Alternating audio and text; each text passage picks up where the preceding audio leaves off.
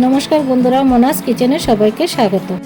চলে আসলাম নতুন একটি রেসিপি নিয়ে, চাল, তিল আর কুমড়োর বিচি ছাতু।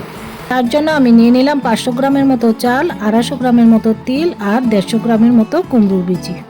চালটাকে ভালো করে মুছে পরিষ্কার করে পরিমাণ মতো নুন দিয়ে হালকা হালকা জল দিয়ে মেখে নেব। চালটাকে আমি ধুলাম না, কারণ চালটা যদি ধুয়ে নিই তাহলে ভাজতে অসুবিধা হবে। চালটা আমার মাখা হয়ে গেছে, এখন ডেকে 10 মিনিটের জন্য রেখে দেব। গ্যাসে একটি কড়াইয়ে বসিয়ে তাতে কুমড়োর বিচিটি দিয়ে লালচে করে ভেজে নেব। কুমড়োর বিচিটি ধুয়ে আমি রোদ্রে শুকিয়ে নিয়েছি। সবার বাড়িতে তো কম বেশি কুমড়ো আনা হয়। কুমড়োর বিচিটি ফেলে না দিয়ে এইভাবে ছাতু করে খেলে খুবই ভালো হয়।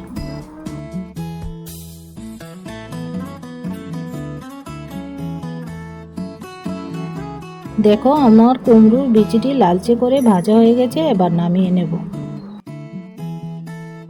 এবার এরকম ভাবে তিলটিও লালচে করে ভেজে নেব। তিলটাকেও আমি আঁশ ছাড়িয়ে ধুয়ে ভালো করে রোদ্রে শুকিয়ে নিয়েছি। আমি সহজে কিভাবে তিলের আঁশটা ছাড়ালাম তোমরা যদি দেখতে চাও আমাকে কমেন্ট করে জানিও, আমি দেখাবো। আমি কালো তিলটা নিয়েছি। যার কাছে যেরকম তিল থাকে সেরকম তিল দিয়েই ছাতুটা করা যায়। আমার কাছে কালো তিলটা ছিল বলে আমি কালো তিলটা নিয়েছি। তিল ভাজার সময় বারবার নাড়াচাড়া করতে হবে, না হলে কড়াইয়ে লেগে যেতে পারে। আমার তিল ভাজা হয়ে গেছে, এবার নামিয়ে নেব। এবার মেখে রাখা চালগুলিকেও ভেজে নেব। ভাত খাওয়া চাল দিয়ে এই ছাতুটা করা যায়, কিন্তু আতপ চাল দিয়ে এই ছাতুটা কোনোদিনই করা যাবে না।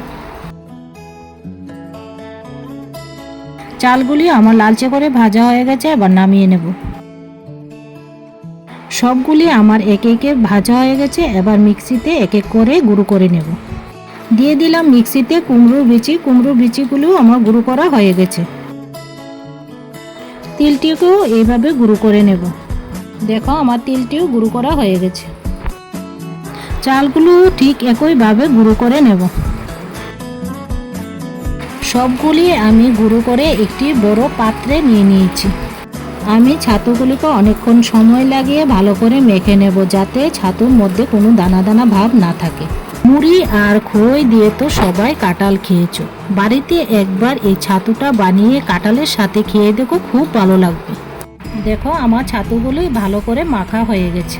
ছাতুর রেসিপিটা তোমাদের কাছে কেমন লেগেছে আমাকে কমেন্ট করে জানাবে। আবার দেখা হবে নতুন একটি রেসিপির সাথে।